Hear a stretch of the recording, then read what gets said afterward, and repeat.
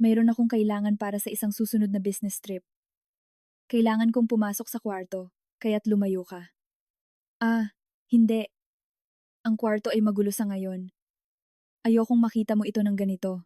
Umupo ka sa sofa at maghintay. Ako na ang kukuha para sa iyo. Lumayo ka kung ayaw mong tawagan ko ang security team ng gusali upang saksihan ito.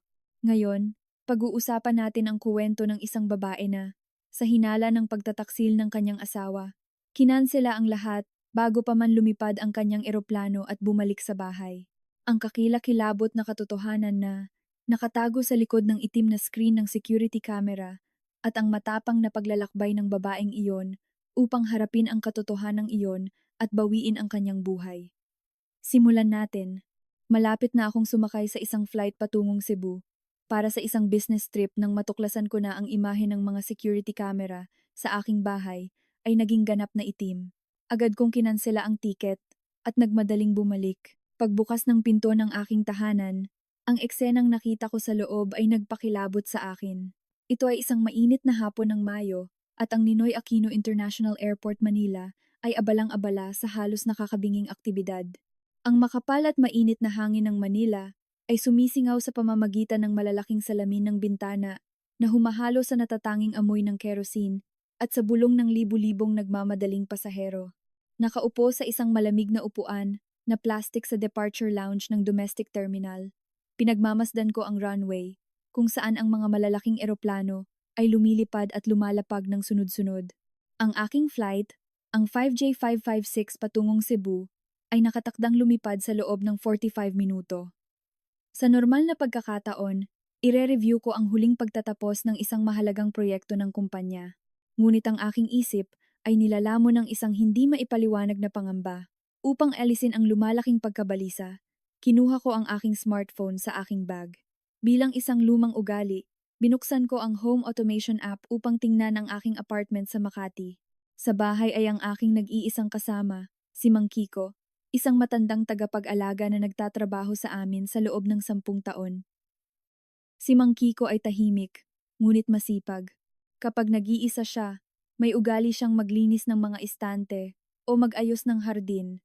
Ang pangunahing dahilan kung bakit naglagay ako ng mga kamera sa sala, kusina, at pasilyo ay upang mabantayan ang bawat galaw niya habang ako ay nasa labas para sa trabaho.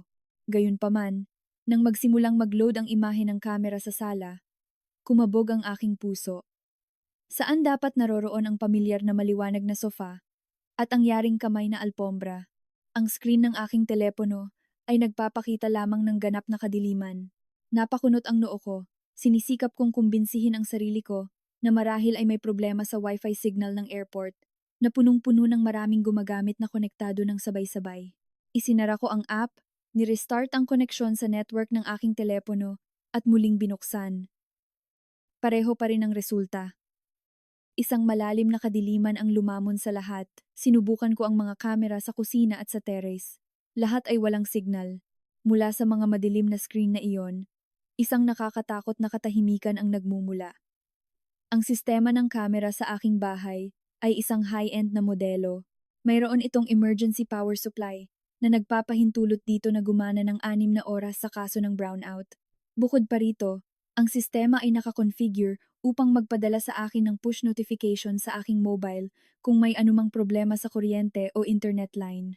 Ngunit mula nang umalis ako sa bahay, nanatiling tahimik ang aking telepono. Ito ay nagtuturo sa isang hypothesis lamang. Sa kabila ng pagkakaupo sa ilalim ng malamig na air conditioning, nakaramdam ako ng kilabot sa aking likuran. Nang umagang iyon, bago ako umalis kasama ang aking maleta, ang aking asawa, si Daniel Padilla, ay natutulog pa sa kama. Sinabi niya sa akin na mayroon siyang mahalagang pulong sa isang partner sa Taguig ng hapong iyon at kailangan niyang matulog ng kaunti pa upang makabawi ng lakas. Siya ay isang taong may mabuting puso, o iyon ang tila, at tungkol sa teknolohiya, palagi siyang nagbigay ng impresyon na medyo walang alam at walang karanasan. Iyon mismo ang tila walang kaalaman sa mga smart device ang nagpababa sa aking pagbabantay nang hindi naghihinala ng isang sandali na sa likod nito ay maaaring nakatago ang isang detalyadong kalkulasyon. Ang pag-aalala para sa kaligtasan ng aking asawa at ni Mang Kiko ay nagsimulang takpan ang anumang iniisip na may kaugnayan sa trabaho. Tumayo ako at nagsimulang maglakad-lakad nang kinakabahan malapit sa gate ng boarding. Mahigpit na hawak ang telepono, kaya't pumuti ang aking mga buko. Tiningnan ko ang mga pasahero sa paligid ko. Ang ilan ay tumatawa at masiglang nakikipag-usap. Ang iba ay abala sa kanilang mga libro. Walang nakakaalam na ang aking maliit na mundo ay nasa bingit ng isang mapangwasak na bagyo. Ang mga matatanda sa aking pamilya ay madalas sabihin na ang isang babae ay may napakalakas na intuwisyon tungkol sa kanyang sariling tahanan. At ngayon, ang intuwisyon na iyon ay sumisigaw sa aking ulo na sa likod ng itim na screen na iyon ay nakatago ang isang nakakatakot na katotohanan.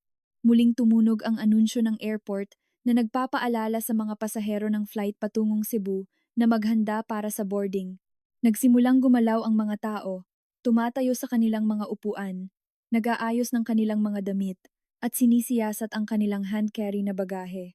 Tiningnan ko ang aking maliit na maleta sa tabi ko, at pagkatapos ay ang telepono, na patuloy na nagpapakita ng mensahe na device offline.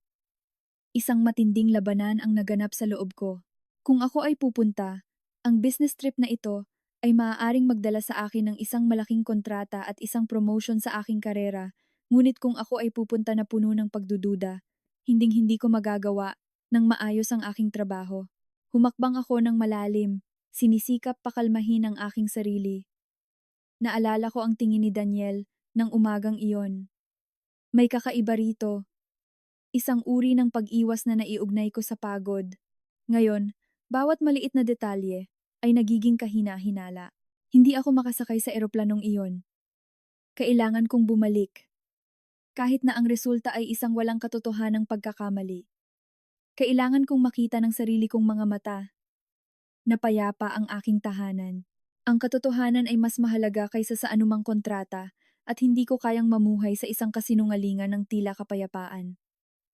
Kinuha ko ang telepono at may nanginginig na mga daliri ay hinanap ko ang numero ni Daniel. Tumunog ang ringtone ng paulit-ulit, ngunit walang sumagot.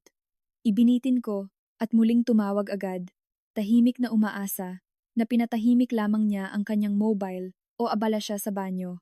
Ngunit pagkatapos ng ikatlong tawag, patuloy akong nakarinig lamang ng mekanikal na tunog. Opisyal na nawalan ako ng pasensya. Si Daniel ay madalas sumagot ng telepono, nang napakabilis, at kung abala siya, magpapadala siya sa akin ng maikling mensahe upang hindi ako mag-alala. Ang biglaang katahimikan na ito ay parang isang malamig na tubig sa aking tiwala. Bumagsak ako muli sa upuan na plastik. Pakiramdam na ang lahat ng aking lakas ay nawala sa akin. Ang aking isip ay nagsimulang maghanap sa bawat sulok ng mga alaala ng nakaraang mga linggo. Si Daniel ay mas madalas nag-aayos para lumabas. Madalas niyang ginagamit ang mamahaling pabango na ibinigay ko sa kanya sa aming anibersaryo. Isang pabango na halos hindi niya ginagamit noon dahil sinasabi niyang masyadong matapang. Madalas din siyang umuuwi ng gabi na may dahilan ng mga business dinner at pagdating niya ay mabilis siyang maligo at dumiretso sa kama. Nang panahong iyon, awa lang ang naramdaman ko sa pagod ng aking asawa nang hindi isinasaalang-alang ang iba pang mga posibilidad. Ang isang babaeng umiibig ay madalas na masyadong mapagbigay, at ang pagiging mapagbigay na iyon ay minsan nagiging perpektong piring. Ang pagkakataon na namatay ang mga kamera, bago pa ako umalis, at ang hindi pagsagot ni Daniel sa telepono ay unti-unting nagpinta sa aking isip ng isang larawan ng pagtataksil na mas malinaw. Sinubukan kong itaboy ang mga negatibong isipan na iyon, sinisisi ang sarili ko sa pagiging walang tiwala at hindi naniniwala sa aking asawa. Ngunit ang malupit na katotohanan ay hindi nagpahintulot sa akin na patuloy na lokohin ang aking sarili. Ang smart lock system ng aming bahay ay may feature na nagtatala ng mga pagpasok na access ko ang history ng aktibidad. At pakiramdam ko ay huminto ang aking puso nang mabasa ko ang isang status line. Ngayon alas 11 ng umaga, binuksan ang pangunahing pinto gamit ang password mula sa labas. Ang password na iyon ay alam lamang namin ni Daniel at ako. Alas 11, iyon ang oras na kakadating ko lang sa airport. Sinabi ni Daniel na pupunta siya sa Taguig. Kung gayon, bakit ginamit ng isang tao ang password para makapasok sa bahay sa oras na iyon? Bumalik ba siya para sa isang bagay na nakalimutan niya? Ngunit kung ganoon, Bakit nasira ang mga kamera pagkatapos? Ang lahat ng lohika na nagtatanggol kay Daniel ay naging irasyonal sa harap ng ebidensyang teknolohikal. Nakaramdam ako ng matinding sakit sa dibdib. Ang damdamin ng pagtataksil ay nagsimulang bumukal, na nagliliyab tulad ng nagngangalit na apoy. Tumayo ako, at may nanginginig na hakbang, ay lumapit ako sa customer service counter ng airline. Ang espasyo ng airport sa paligid ko ay tila nagiging malabo na may isang layunin lamang sa isip, ang makauwi sa lalong madaling panahon. Tila, duwag akong tumakas patungo sa ibang lungsod upang magtrabaho habang nilulusob ang aking tahanan. Kailangan ko ng isang nakakumbinsi na sagot. Kailangan kong makita ang mukha ni Daniel ngayon mismo at malaman kung paano niya ako haharapin. Ang pagtataksil sa isang kasal ay isang nakamamatay na sugat at ayaw kong maging huli sa pag-alam ng mapait na katotohanan. Ang imahe ni Mang Kiko ay lumitaw sa aking isip. Baka takot siya na makakita ng estranghero. Si Mang Kiko ay napakatakot at nagtitiwala lamang sa mga taong kilala niya. Ang ideya na maaari siyang iwanan o abusuhin ng isang hindi kilalang tao ay masakit pa. Hindi lamang ako lumalaban para sa aking karangalan, kundi para sa pinakamahalagang bagay sa aking buhay. Ang mga babaeng Filipino ay kayang tiisin ang maraming bagay. Ang kahirapan, ang hirap ng trabaho, ngunit hinding-hindi ang pagtataksil sa kanilang sariling higaan. Lumapit ako sa malaking bintana at tiningnan ang kalangitan ng Maynila na nagsisimulang magkulay ng malambot na dilaw sa paglubog ng araw. Ang lungsod na ito, na karaniwang mapagbigay at nakasisilaw, ay naging para sa akin isang nakakasakal na lugar na puno ng mga bitag. Nagtaka ako kung ano ang mali kong nagawa upang maranasan ang panlolokong ito. Palagi kong sinisikap na maging isang mabuting asawa, isang matagumpay na babae na, gayunpaman, ay hindi nakakalimutan na alagaan ang mga pagkain at pahinga ng kanyang asawa. Marahil ang pagiging perpekto na lubos kong pinagsikapan na buuin ay naging dahilan niya upang magsawa at maghanap ng bago sa labas. Hinigpitan ko ang hawak ng aking bag at huminga ng malalim upang pakalmahin ang aking sarili. Hindi ko na muling tatawagan si Daniel.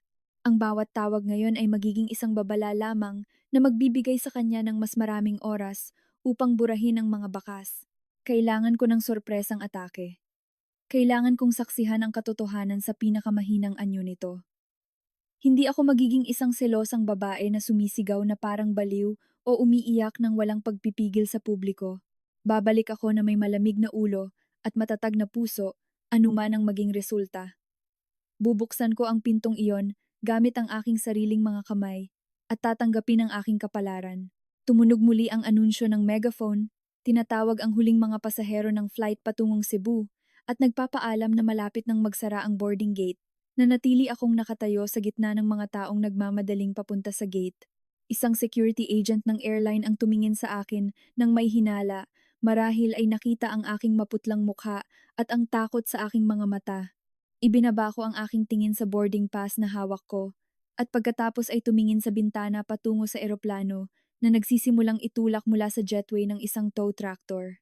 Isang hakbang pa, at iiwan ko ang lungsod na ito, at ang lahat ng aking hinala, ngunit alam kong ang hakbang na iyon ay sa isang takas. Pagtalikod ko, at naglakad sa kabaligtaran ng daloy ng mga taong patungo sa pinto. May matatag na determinasyon. Dumiretso ako sa customer service counter ng airline. Sinabi ko sa batang empleyado na gusto kong kanselahin agad ang aking flight dahil sa biglaang emergency ng pamilya. Tiningnan niya ako ng may pagtataka. Ipinaliwanag niya na ang multa sa pagkansela ay napakataas at hindi ko na makukuha ang buong halaga. Ngunit sa oras na iyon, ang pera ay walang halaga para sa akin. Kailangan ko lang ang kalayaan na makauwi. Pagkatapos ng ilang simpleng proseso, natanggap ko ang kumpirmasyon ng pagkansela ng flight at dala ang aking maliit na maleta. Tumakbo ako ng direkta palabas ng terminal. Pagtawid sa automatikong mga pinto ng salamin, ang mainit na hangin ng Maynila ay humampas sa aking mukha, puno ng usok ng tambutso at tunog ng mga busina. Alam kong sa oras na iyon, ang EDSA ay magsisimulang maging matindi ang traffic, kaya't hindi ako nagtaksi. Masyadong matagal ang kailangan upang makalabas sa lugar ng airport. Binuksan ko ang Grab app at humingi ng motorsiklo, ang pinakamabilis na paraan upang makauwi sa pamamagitan ng mga eskinita. Sa loob ng ilang minuto, dumating ang isang driver na may berdeng uniforme. Sumakay ako sa motorsiklo at hiniling sa kanya na dalhin ako sa Makati ng mas mabilis hanggat maaari, anuman ang haba ng biyahe o ang init ng araw. Nakaupo sa likod ng driver. Ang malakas na hangin ay humampas sa aking mukha at nagpagulo sa aking buhok. Ngunit ang aking isip ay ganap na nakatuon sa aking telepono. Muli kong binuksan ang app ng mga kamera, tahimik na nagdarasal para sa himala na muling lumabas ang imahe, ngunit mayroon pa ring itim na katahimikan. Binago ko ang log ng lock at sinuri ang video na kinunan ng doorbell camera, isang independenteng device na pinapatakbo ng baterya na malamang na nakalimutan ni Daniel na i-deactivate. Kumabog ng malakas ang puso ko nang makakita ng maikling video na kinunan ng alas 10:45 ng umagang iyon. Sa malabong imahe, isang babaeng may payat na katawan ang naglalakad sa harap ng pinto ng aking bahay, kinakabahang tinitingnan ang kanyang telepono. Eksaktong 5 minuto pagkatapos, alas 11, bumukas ang pangunahing pinto mula sa loob upang papasukin siya. Hindi lumabas si Daniel sa larawan, ngunit halatang may nagbukas sa kanya mula sa loob. Ang video na iyon ay parang isang punyal na tumusok sa aking pagmamalaki. Sino ang babaeng iyon? Bakit siya makakapasok sa aking bahay nang natural sa gitna ng araw? Nang umalis ako, ang motorsiklo ay nagzigzag sa abalang mga kalye ng Maynila, tumatawid sa tulay ng Ayala patungo sa sentro. Nang makita ko ang mga puno ng Ayala Triangle Gardens, nakaramdam ako ng matinding kapaitan. Dito kami madalas maglakad-lakad ni Daniel, tuwing hapon ng Sabado at Linggo, isang lugar na puno ng mga pangako tungkol sa isang masayang kinabukasan. At ngayon, bawat kalye na dinadaanan ko ay mas naglalapit sa akin sa isang malupit na katotohanan. Isang katotohanan na maaaring ganap na makasira sa mga magagandang alaala na iyon. Sinabi ko sa sarili ko na kailangan kong manatiling kalmado, na hindi ko dapat hayaan ang mga emosyon na manaig o magdikta sa aking mga kilos sa sandaling ito. Pagdating sa aking marangyang apartment complex, hiniling ko sa driver na huminto sa harap ng guardhouse, hindi sa pangunahing lobby. Ayaw kong makaakit ng atensyon ang aking pagdating mula sa security team o sa mga kakilalang kapitbahay. Nagbayad ako sa biyahe. Pinasalamatan ko ang driver. Ang tunog ng aking mga yapak ay ritmikong umalingaw-ngaw sa marmol na sahig at bawat maliit na ingay ay nagpapabigla sa akin. Pumasok ako sa elevator at pinindot ang boto ng ika-15 palapag. Sa limitadong espasyo ay nakita ko ang aking refleksyon sa salamin. Ang aking mukha ay maputla, ang aking mga labi ay nakatikom, ngunit ang aking mga mata ay naglalabas ng isang nakakatakot na determinasyon. Sa ika-15 palapag, bumukas ang mga pinto ng elevator. Ang pasilyo ay mahaba at walang laman. Tanging ang ugong ng hangin na pumapasok sa mga bentilasyon ang naririnig. Lumapit ako sa aking apartment at huminto sa harap ng makapal na pintong oak, na ang kulay ng pintura ay ako mismo ang pumili. Hindi ko binuksan ang pinto gamit ang fingerprint. Masyadong malakas ang tunog ng electronic lock. Sinilid ko ang aking kamay sa isang maliit na bulsa ng aking bag at kinuha ang emergency mechanical key na palagi kong dala bilang huling resort. Ipinasok ko ang susi sa lock. Bahagyang nanginginig ang aking mga kamay, ngunit ang aking kalooban ay hindi matitinag. Dahan-dahan kong pinaikot ang susi, ng tahimik. Inihahanda ang sarili ko para sa anumang maaaring lumabas sa likod ng pinto. Ang tunog ng bolt ng bumukas ay napakaliit, halos hindi maririnig sa katahimikan ng pasilyo. Dahan-dahan kong itinulak ang pintong kahoy paloob, na gumawa lamang ng isang maliit na siwang, sapat lamang upang makalusot ako. Sa sandaling lumapat ang aking unang paa sa malamig na kahoy na sahig ng sala, isang makapal na hangin at matinding floral na amoy ang sumalakay sa aking mga butas ng ilong. Ito ay isang pabango na lubha akong allergic, lily. Alam na alam ito ni Daniel, at palagi niyang ipinangako na hinding-hindi siya gagamit ng essential oils o air freshener na may ganoong amoy sa bahay. Sa sandaling iyon, ang presensya ng amoy na iyon ay isang matibay na kumpirmasyon ng aking mga hinala. Ang sala ay madilim na nakasara ang mga kortina. Ilang mahinang sinag lamang ng sikat ng araw sa hapon ang tumatagos sa makapal na tela. Nanatili akong walang galaw sa pasukan. Tumitingin sa paligid. Si Mang Kiko, nakaraniwang tatakbo upang kuskusin ang kanyang sarili sa aking mga binti. Sa pagkarinig ng pagbukas ng pinto, ay wala kahit saan. Kinabahan ako. Natakot ako na nakakulong siya sa kung saan, o mas masahol pa, na itinapon siya sa terrace sa init na ito. Tahimik akong dumaan sa lalagyan ng sapatos, at napako ang tingin ko sa isang di maliwanag na detalye. Sa tabi ng mga kumikinang na itim na sapatos ni Daniel, mayroong isang pares ng cream-colored stiletto heels na may straps. Ang mga sapatos na iyon ay tiyak na hindi akin sa aking trabaho. Mas gusto ko ang mga sapatos na may mababang takong o flat para komportable akong makagalaw. Ngunit ang mga ito ay may isang mapagmapuri at nakakakuha ng atensyon na estilo, naganap na kabaligtaran sa aking simpleng estilo. Naroon sila sa aking bahay, tulad ng isang walang pakundangan na simbolo ng pagsalakay.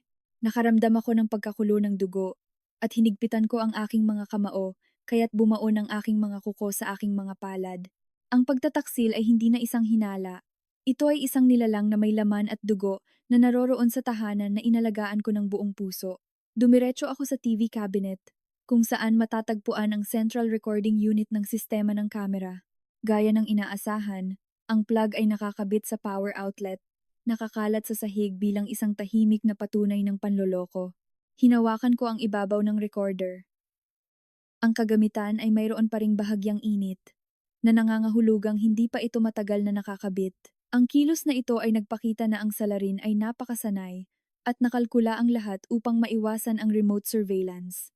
Nakaramdam ako ng pagduduwal sa pag-iisip ng katusuhan ni Daniel, na minsang itinuring kong masyadong walang muwang para makapanlinlang ng kahit sino. Sa ibabaw ng mesa na gawa sa oak, may 2 baso, magkatabi, na may mga bakas ng fruit juice. Ang gilid ng isa sa mga baso ay may bahagyang marka ng lipstick na matinding pula na tugma sa panlasa ng babae na nakita ko sa video ng Portal. Ang espasyong ito, kung saan kami madalas manood ng mga pelikula at magkuwentuhan pagkatapos ng isang mahabang araw, ay ngayon ay pinupuno ng isang kakaiba at madilim na enerhiya. Ang bawat bagay sa bahay ay tila tumitingin sa akin ng may awa. Naramdaman kong estranghero ako sa sarili kong tahanan. Malapit nang saksihan ang bulgar, na palabas na nagaganap sa likod ng pinto ng kwarto, huminga ako ng malalim upang pigilan ang kagustuhang umiyak. Hindi ako maaaring maging mahina sa sandaling ito. Kailangan kong maging malakas upang harapin ang katotohanan. Gaano man kasakit, lumapit ako sa pinto ng master's bedroom. Bawat hakbang ay mabigat na parang tingga. Mula sa loob ay naririnig ang mahihinang bulong na nahahalo sa isang sikat na kanta na tila tumutunog mula sa isang telepono. Ang tunog na iyon ay parang matatalim na karayom na bumabaon sa aking puso. Naalala ko kung gaano karaming beses dinala ni Daniel ang babaeng iyon dito, kung ano ang kanilang ginawa sa aming kama. Nanatili akong nakatayo sa harap ng pinto ng kwarto ng ilang minuto, sinisikap kontrolin ang aking paghinga at ang pagtibok ng aking puso. Sa aking isip, lumitaw ang mga alaala ng araw ng aming kasal, ang mga panata na gugulin ang nalalabi naming buhay ng magkasama. Ngayon, lahat ay nagkawasak-wasak, tulad ng mga piraso ng salamin na hinding-hindi na muling magsasama-sama. Alam kong sa sandaling itulak ko ang pinto na ito, ang aking buhay ay magkakaroon ng ganap na ibang direksyon. Wala nang mainit na tahanan o asawa na maaasahan. Ngunit alam ko rin na mas mabuti ang mamuhay sa isang masakit na katotohanan kaysa patuloy na umiral sa isang maling kaligayahan na itinayo sa buhangin. Inilagay ko ang aking kamay sa malamig na stainless steel knob at naramdaman ang lamig nito sa aking balat. Hindi ko kinatok ang pinto o binanggit ang pangalan ni Daniel. Gusto kong ang katotohanan ay lumabas sa pinakahubad na anyo nito, nang hindi nagbibigay sa kanila ng pinakamaliit na pagkakataon na magpalusot o magtago. Kinuha ko ang aking telepono, inactivate ang recording mode, at mahigpit itong hinawakan. Ito ay magiging hindi matatawarang ebidensya upang protektahan ang aking mga karapatan sa ibang pagkakataon. Isang kakaibang kalmado ang bumalot sa akin. Hindi ito ang kalmado ng kapayapaan, kundi sa isang taong malapit nang pumasok sa isang labanan ng buhay at kamatayan para sa kanyang sariling pagmamalaki. Sa halip na itulak ang pinto ng direkta, umatras ako at bahagyang hinampas ang kahoy na mesa sa sala na gumawa ng maliit na ingay ng sinasadya. Agad na nasira ang katahimikan ng kwarto sa tunog ng isang bagay na nahulog at bulong ng takot. Mga 1 minuto pagkatapos, at dahan-dahang umikot ang doorknob ng kwarto. Bumukas ang pinto at lumabas si Daniel na mukhang magulo. Nagsusuot lamang siya ng shorts at ang kanyang buhok na palaging maayos ang pagkakasuklay, ay gusot. Sa kabila ng pagpapanatili ng air conditioner sa kwarto sa mababang temperatura, may mga patak ng pawis sa kanyang noo. Nang magtama ang tingin ni Daniel sa akin, na nakatayo sa gitna ng sala na may hawak na telepono, ang kanyang mukha ay nagmula sa pagkalito patungo sa isang maputlang kulay ng patay. Lumaki ang kanyang mga mata, isang halo ng sorpresa at matinding takot na parang nakakita siya ng multo. Nakatayo si Daniel na tulala. Hindi makapagsalita ng kahit isang salita mula sa nanginginig niyang mga labi. Matagal bago siya nakapagsalita ng garalgal na tunog. Tinatanong ako kung bakit ako naroroon at hindi nakaupo sa eroplano patungong Cebu. Tiningnan ko siya ng direkta sa mga mata. Sa mga ito, nakita ko ang isang universo ng kaduwagan at kasinungalingan. Hindi ko sinagot ang kanyang tanong. Sa halip, tinanong ko siya kung hindi ba dapat siya nasa Taguig, nagtapos ng deal sa oras na iyon. At bakit siya nasa bahay sa ganoong kalagayan? Nautla na ipinaliwanag ni Daniel na ang pulong ay kinansela sa huling minuto dahil sa personal na usapin ng partner. Sinabi niya na hindi siya maayos, sumasakit ang kanyang ulo at napagdesisyonan niyang umuwi upang magpahinga. Ipinangako niya na sobrang pagod siya, kaya nakatulog siya agad pagdating at hindi niya narinig ang aking mga tawag. Bawat salita na kanyang binibigkas ay parang isang layer ng maruming putik na sumusubok na takpan ang isang malabong latian. Itinuro ko ang cabinet ng mga kamera at tinanong kung bakit nakakalas ang kagamitan. Sinundan ni Daniel ang aking daliri ng kanyang tingin. Lalo pang pumuti at kinabahan ang kanyang mukha. Sinabi niya na marahil ay aksidente niyang nadapa ang cable habang naglilinis siya ng sala kaninang umaga. Nangako siyang titingnan niya agad ito at hiniling sa akin na huwag masyadong maging mapaghinala. Ang kayabangan ni Daniel ay lumampas sa aking pasensya. Nakaramdam ako ng pagduduwal sa paraan ng kanyang pagtatangka na lokohin ako ng ganoong katangahan. Akala ba niya ay 3 taong gulang ako na madaling maniniwala sa isang fairy tale tungkol sa mga nagkataon? Lumapit ako kay Daniel. Ang aking hininga ay humahagod sa kanyang pinagpapawisan na mukha. Hiningi ko sa kanya na lumayo. Na kailangan kong pumasok sa kwarto para sa ilang personal na bagay na bigla kong naalala na kailangan ko para sa business trip. Si Daniel, takot na takot, ay humarang sa aking daan. 2 kamay niya ang mahigpit na nakakapit sa frame ng pinto, na para bang gusto niyang protektahan ang kakilakilabot na lihim sa loob. Sinabi niya na masyadong magulo ang kwarto ngayon, at ayaw niyang makita ko ito ng ganoon. Nag-alok siyang paupuin ako sa sofa at maghintay, na aayusin niya ito ng kaunti at dadalhin ang aking mga gamit. Ang kanyang desperadong pagtutol ay mas nagkumpirma sa akin na ang babae ay nasa loob pa rin ng kwarto. Ang makita si Daniel na bulag na pinoprotektahan ang kanyang kabit sa harap ng kanyang sariling asawa ay nagpalamig sa aking puso hanggang sa maging abo. Walang pakialam siya sa sakit na nararamdaman ko.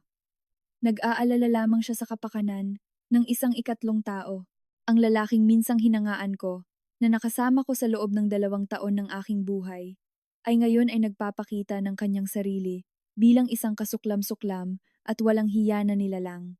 Naisip ko na ang lahat ng mga panata na kanyang ginawa noon ay isa lamang masalimuot na dula upang mapanatili ang kanyang buhay ng makasariling kasiyahan. Patuloy na nagmamakaawa si Daniel, hinihiling sa akin na kumalma.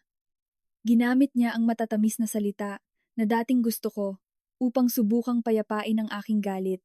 Sinabi niya na mahal pa rin niya ako higit kanino man sa mundo at hindi pa siya gumawa ng anumang masama laban sa akin. Gaano ka-inutil at murang pakinggan ang mga salitang iyon. Ngayon, ang kasinungalingan ay kumalat na sa kanyang dugo at tila wala siyang hiya sa pagsasabi nito. Pakiramdam ko ay sasabog ang aking dibdib sa galit na pinigilan. Ayaw kong marinig pa ang anumang tunog mula sa kanyang bibig. Mariin kong tiningnan ang kinakabahan at umiiwas na mga mata ni Daniel at isang mapait na ngiti ang lumitaw sa aking mga labi.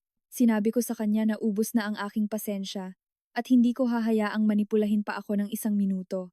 Hiniling ko sa kanya na lumayo kung ayaw niyang tawagin ko ang security team ng gusali upang saksihan ito. Sa pagkarinig ng pagbanggit ng seguridad, ganap na nagbago ang mukha ni Daniel. Alam niya na kung malalaman ito, ang kanyang reputasyon sa eksklusibong apartment complex na ito ay masisira. Ngunit sa kabila ng takot, patuloy pa rin niyang hinarangan ang pinto. Sa huling pagtatangka upang itago ang kahiyahiyang katotohanan sa likod, nanatiling matatag si Daniel sa harap ng pinto ng kwarto. Ang kanyang paghinga ay magulo at magulo. Sinusubukan niyang takpan ang bawat siwang ng pinto gamit ang kanyang katawan, habang ang kanyang pawis na mukha ay paulit-ulit na humihingi ng pakiusap na lumabas sa sala upang mag-usap ng mahinahon. Ngunit sa mismong sandali ng matinding tensyon, biglang tumunog ang isang mobile phone sa loob ng silid. Ito ay isang masigla at kaakit-akit na pop melody. Ang masayang tunog na iyon ay tila kakaiba at nakakainis sa gitna ng makapal at puno ng panloloko na kapaligiran. Nanginginig si Daniel na parang nakuryente at ang kanyang mukha na putlang-putla na ay nagkaroon ng aswal na kulay. Instinctively, sinubukan niyang ipasok ang kanyang kamay sa bulsa.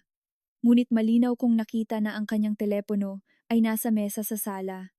Ipinakita nito na ang may-ari nito ay nasa loob ng silid na iyon at, marahil, sa matinding gulat.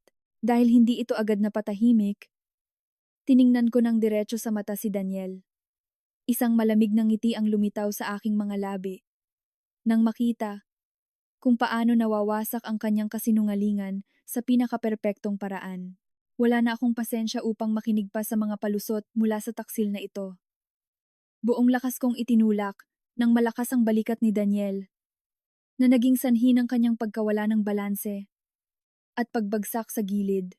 Mariin kong pinaikot ang doorknob at binuksan ng malawak ang pinto ng kwarto, ang kwarto na naging pinakapribado at sagradong espasyo ng aming kasal. Ngayon ay pinupuno ito ng matinding amoy ng lili na nagdudulot sa akin ng sipon. Sa malawak na kama, lukot ang mga kumot at nakakalat ang mga unan sa kung saan-saan. Isang malinaw na ebidensya ng nangyari doon. Mabilis akong sumulyap, ngunit bukod kay Daniel, na bumangon ng nanginginig sa tabi ng pinto, at ako ay tila walang ibang tao. Gayunpaman, ang tunog ng telepono kanina ay tila nagmumula sa malaking oak cabinet na nasa isang sulok. Lumapit ako sa cabinet. Bawat hakbang na ginagawa ko ay mabigat na parang tingga. Nararamdaman ko ang presensya ng ibang tao sa silid. Isang hininga na pinigil ng matinding takot. Tumakbo si Daniel ng takot upang hawakan ang aking braso. Nagmamakaawa na huwag akong gumawa ng anumang kahangalan, ngunit inalis ko ang kanyang kamay ng pinakamalamig hanggat maaari. Hinawakan ko ang handle ng cabinet at hinila ng malakas. Biglang bumukas ang mga pinto ng aparador. Nagbubunyag ng isang eksena na hinding-hindi ko malilimutan sa aking buhay. Nakasiksik sa pagitan ng aking mga damit at ni Daniel. Mayroong isang babae na niyayakap ang kanyang mga binti, gamit ang kanyang mga kamay, at itinatago ang kanyang mukha sa likod ng kanyang mahabang buhok. Nanginginig siya na parang isang maliit na ibon sa gitna ng bagyo. Sa kanyang nanginginig na mga kamay, ang screen ng kanyang telepono ay patuloy na kumikinang ng matindi. Nakilala ko ang buhok na iyon, at ang mapusyaw na kulay ng damit na nakita ko lang sa video ng pasilyo. Nang dahan-dahang itaas ng babae ang kanyang ulo, hindi ko maiwasang matigilan. Siya si Catherine Bernardo, isang bata at kaakit-akit na empleyado mula sa departamento na pinamumunuan ni Daniel. Madalas dumalaw si Catherine sa aming bahay sa mga party o business dinner. Palagi niya akong binabati ng may pagmamahal at paggalang, tinatawag akong Angel Locsin. Lubos kong pinahahalagahan ang talino at kabilis ni Catherine, at ilang beses ko pa ngang iginiit kay Daniel na tulungan siya ng higit pa sa kanyang propesyonal na trabaho. Ang katotohanang ito ay parang isang malamig na tubig sa walang muwang na tiwala na matagal ko nang pinanatili. Tiningnan ako ni Catherine na may mga matang puno ng luha at nanginginig na mga labi. Walang masabi. Ang pagmamalaki at tiwala na karaniwang nakikita sa isang bata at masiglang babae ay ganap na nawala. Nag-iwan lamang ng miserableng kahihiyan ng isang nahuli sa akto ng pagsira sa tahanan ng ibang tao. Naramdaman ko ang pagduduwal na umaakyat sa aking lalamunan. Paano magiging ganoon kakapal ang mukha ng isang babae upang makapasok sa bahay ng ibang tao, makatulog sa kama nito? At pagkatapos, nang matuklasan, magkunwari na napakawangis, muli kong tiningnan si Daniel. Sa sandaling iyon, ganap na siyang bumagsak. Nakaluhod siya sa sahig, nakayuko ang ulo, hindi makatingin sa aking mga mata kahit isang segundo. Nagsimula siyang umiyak. Ang kanyang paghikbi ay lalo pang nagdulot ng paghamak sa akin. Sinabi niya na lahat ay sandali lamang ng kahinaan, na si Catherine ang unang nanumbalik sa kanya at hindi niya napigilan ang kanyang sarili. Nangako si Daniel na puputulin niya ang lahat ng koneksyon kay Catherine agad-agad at gagawin niya ang lahat kung mapapatawad ko siya. Ang kanyang mga pagmamakaawa ngayon ay walang iba kundi isang hungkag at walang saysay na tunog para sa akin. Nakatayo sa gitna ng kwarto, pinagmamasdan ko ang dalawang tao na nanginginig sa harap ko nang may nakakatakot na katahimikan. Wala na ang galit na nagngangalit o ang masakit na kalungkutan na naramdaman ko sa airport. Sa halip, isang napakalamig na lamig at isang hindi matitinag na determinasyon na nagmumula sa malalim na pagkabigo ang bumalot sa akin. Naisip ko na sa sandaling sinadya ang pagkakalas ng plug ng mga kamera, ang bahay na ito at ang kasal na ito ay tunay na natapos na. Tiningnan ko si Catherine at pagkatapos ay si Daniel at nagbigay ng mapait na ngiti. Ang isang bagong simula ay tiyak na magiging mahirap, ngunit ito ay libu-libong beses na mas mahusay kaysa sa mamuhay ng isa pang araw kasama ang mga peking piraso na ito. Tiningnan ko ng malamig ang dalawang tao na nanginginig sa kahihiyan sa harap ko. Nanatili si Catherine na nakasiksik sa aparador. Sinusubukang gamitin ang aking mga damit upang itago ang kanyang makeup na tumulo dahil sa luha. Hindi ko naramdaman ang pangangailangang sumugod sa kanya, hatakin ang kanyang buhok at insultuhin siya ng mga bastos na salita. Ang aking katahimikan sa sandaling iyon ay marahil mas nakakatakot kaysa sa anumang pagmumura. Binalingan ko si Daniel. Nakaluhod pa rin siya sa sahig, bumubulong-bulong ng mga walang saysay na pakiusap. Huminga ako ng malalim. Nararamdaman ang lamig na kumakalat sa bawat selula ng aking katawan. Lumapit ako sa aparador at nang may matatag at malinaw na tinig, na parang nagdidikta ng isang hindi na mababawing hatol, hiniling ko kay Catherine na lumabas agad, magbihis at umalis sa aking bahay sa loob ng 3 minuto. Tiningnan ako ni Catherine na may mga matang humihingi ng kaligtasan, ngunit binigyan ko lang siya ng tingin ng paghamak. Nanginginig siyang lumabas mula sa aparador. Ang kanyang mga binti ay nanginginig ng husto, kaya't halos mahulog siya sa sahig na kahoy. Tumakbo si Daniel ng takot upang tulungan ang kanyang kabit, ngunit pinigilan siya ng aking matalim na tingin. Si Catherine, na may nanginginig na mga kamay, ay kinuha ang mapusyaw na kulay ng damit na nasa kama. Isinuot niya ito ng kung paano at nagmadaling tumakbo patungo sa banyo ng kwarto. Ang tunog ng bolt ng magsara ay tumunog ng may takot. Samantala, hinarangan ko ang pasukan nang hindi binibigyan si Daniel ng pagkakataon na lumapit sa kanya o kausapin siya. Nagsimulang itaas ni Daniel ang kanyang boses. Sinabi niya na huwag akong maging ganoon kalupit. Na sa huli si Catherine ay isang bata pa lang na nagsisimula pa lang sa mundo ng trabaho. Tumawa ako. Isang tuyo at mapait na tawa. Sinabi ko kay Daniel na bago siya mag-alala sa kanyang kabit, mag-alala muna siya sa kanyang sarili dahil siya ang nagtaksil sa lahat ng aming mga panata. Mga 5 minuto pagkatapos, lumabas si Catherine mula sa banyo na nakayuko ang ulo. Ang kanyang mga mata ay pula at namamaga at ang kanyang buhok ay magulo pa rin. Kinuha niya ang isang branded na bag na nasa aking tokador. Nanginginig ang kanyang mga kamay na parang may lagnat. Nakatayo sa pintuan ng sala, hiniling ko sa kanya na agad na iwanan ang bag. Tiningnan ako ni Catherine na tulala. Lumaki ang kanyang mga mata sa sorpresa at takot. Kalmado kong sinabi sa kanya na sa loob ng bag na iyon ay tiyak na may mga personal na bagay na maaaring gamitin bilang ebidensya ng pagpasok ng walang pahintulot at isang iligal na relasyon. Dahil sa takot, nabitawan ni Catherine ang bag sa sahig. Nang walang lakas na sumagot ng kahit isang salita, tahimik siyang tumalikod at mabilis na tumakbo patungo sa pangunahing pinto. Narinig ko ang tunog ng kanyang nagmamadaling mga yapak sa pasilyo ng apartment na sinundan ng tuyong tunog ng pagdating ng elevator. Ngayon, sa bahay, kami na lang ni Daniel ang natitira at isang makapal na hangin ng pagtataksil at kahihiyan. Yumuko ako at kinuha ang bag ni Catherine. Sa loob, sa katunayan, mayroong isang pangalawang mobile phone na nasa silent mode, ilang mamahaling kosmetiko at, higit sa lahat, isang emergency key na pinaghihinalaan kong lihim na kinopya ni Daniel para sa kanya. Muli kong tiningnan si Daniel. Tumigil na siya sa pag-iyak, ngunit nanatili pa rin siyang nakaluhod sa sahig na parang isang walang kaluluwang katawan. Hiniling ko sa kanya na tumayo at lumabas sa sala upang makapag-usap kami ng maayos. Nanginginig si Daniel ng tumayo. Ang kanyang paglalakad ay hindi matatag na parang lasing. Ako ay naglakad sa harap na may hawak na telepono na nagre-record at ang bag ni Catherine sa kamay bilang hindi matatawarang ebidensya. Bawat isa sa aking mga yapak sa kahoy na sahig ay parang tinatapakan ko ang mga piraso ng aking buhay, ngunit ang aking puso ay mas matatag at mas malamig kaysa kailanman. Sa sala, umupo ako sa isang single armchair. Sa harap ni Daniel, na nakakulong sa mahabang sofa, inilagay ko ang bag ni Catherine sa coffee table at ang ilaw ng kisame ay nagpaliwanag sa lahat ng malinaw na parang sa isang teatro na bumaba ang kurtina. Tiningnan ko siya ng diretso sa mata at hiniling sa kanya na sabihin sa akin ng malinaw kung kailan nagsimula ang kahiyahiyang gawain na ito at bakit siya naging ganoon kayabangan na dalhin ang kanyang kabit sa bahay sa mismong araw ng aking business trip.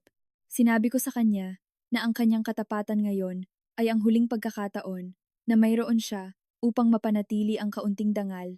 Bago pa man matapos ang lahat, ibinaba ni Daniel ang kanyang ulo. Ang kanyang boses ay napakababa at putol-putol, kaya't halos hindi maintindihan.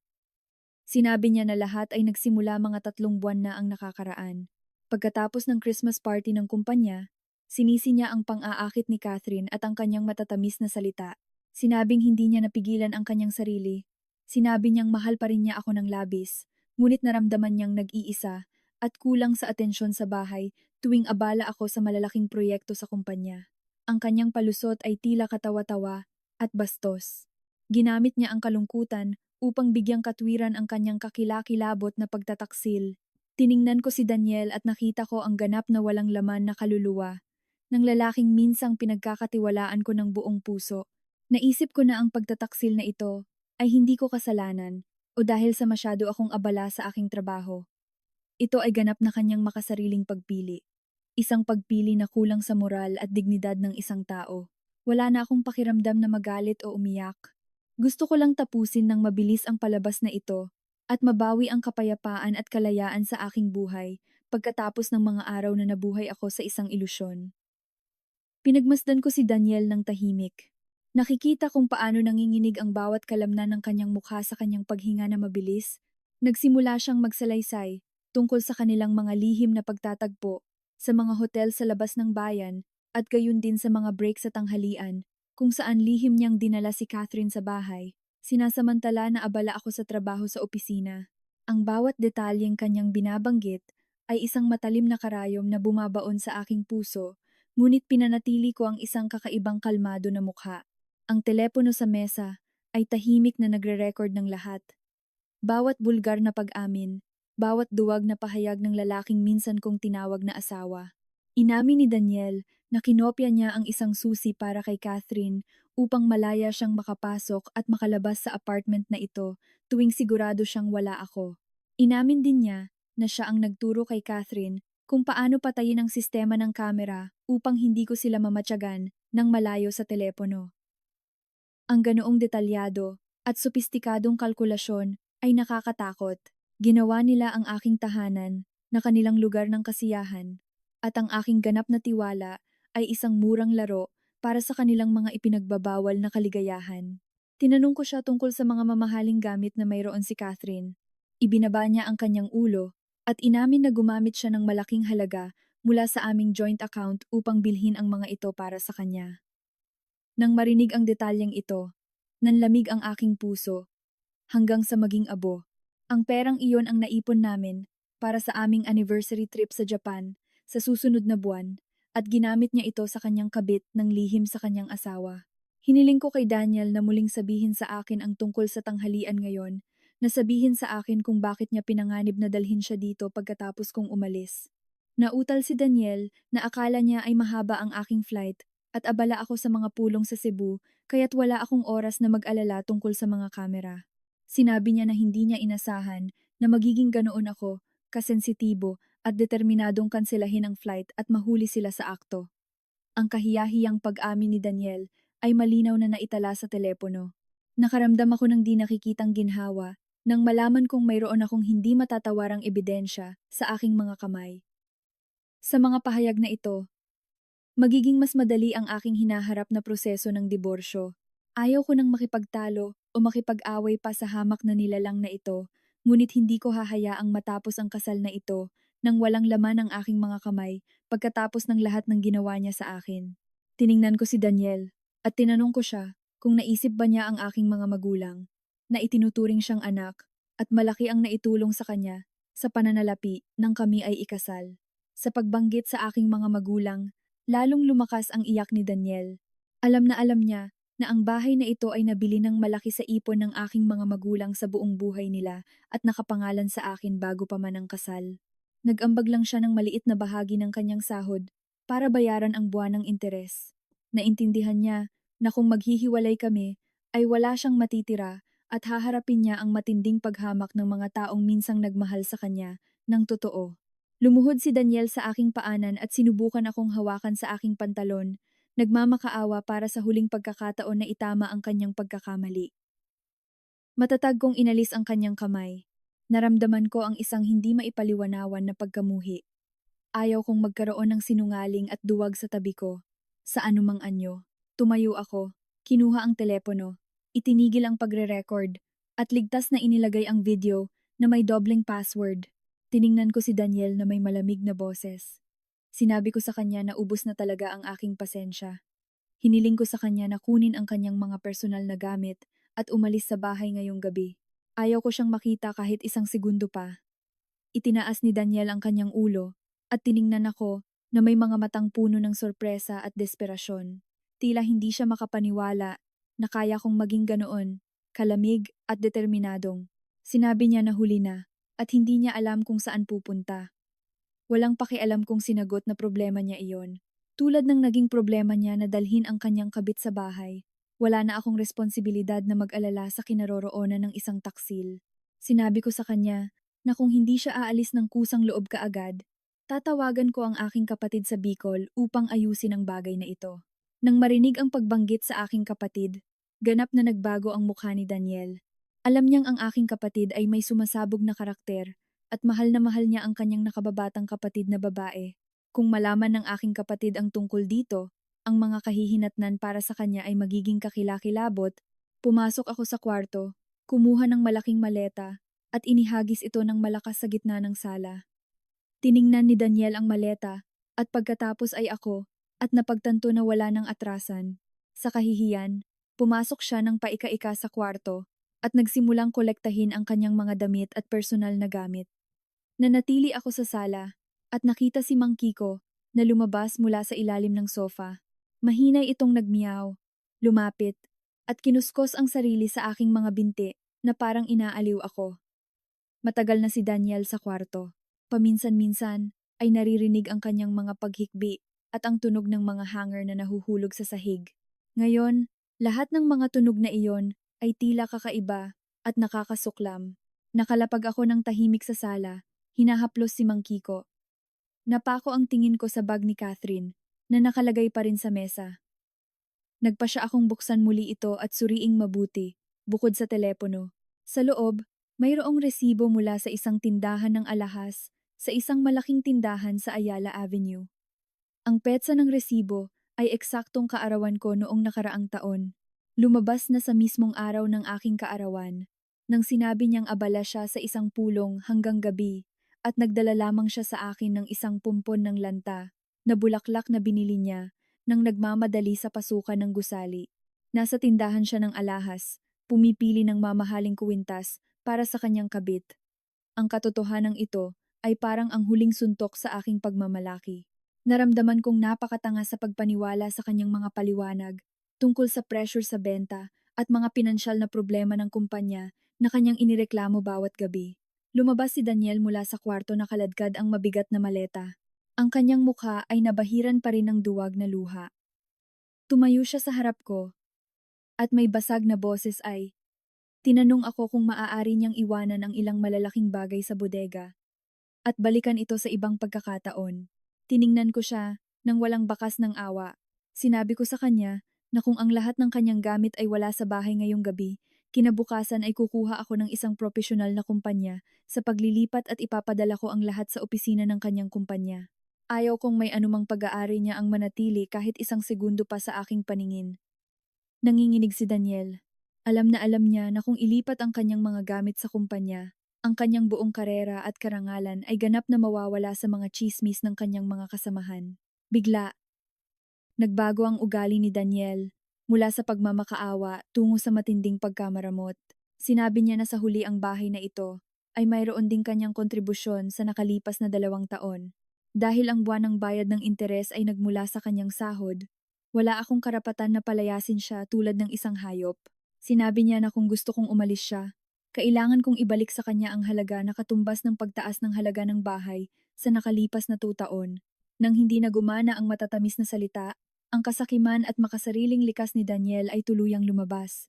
Nagbigay ako ng ngiti ng paghamak, isang ngiti na puno ng pagkasuklam sa taksil. Sinabi ko sa kanya na inihanda ko na ang lahat ng mga dokumento sa bangko bago pa man kami ikasal.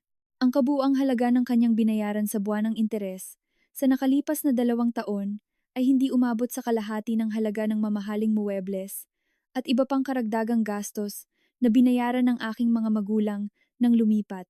Kami, bukod pa rito, tungkol sa katotohanan na ginamit niya ang karaniwang pondo ng pamilya sa kanyang kabit, mayroon akong lahat ng ebidensya ng mga bank statement ng karagdagang credit card na lihim niyang ginamit.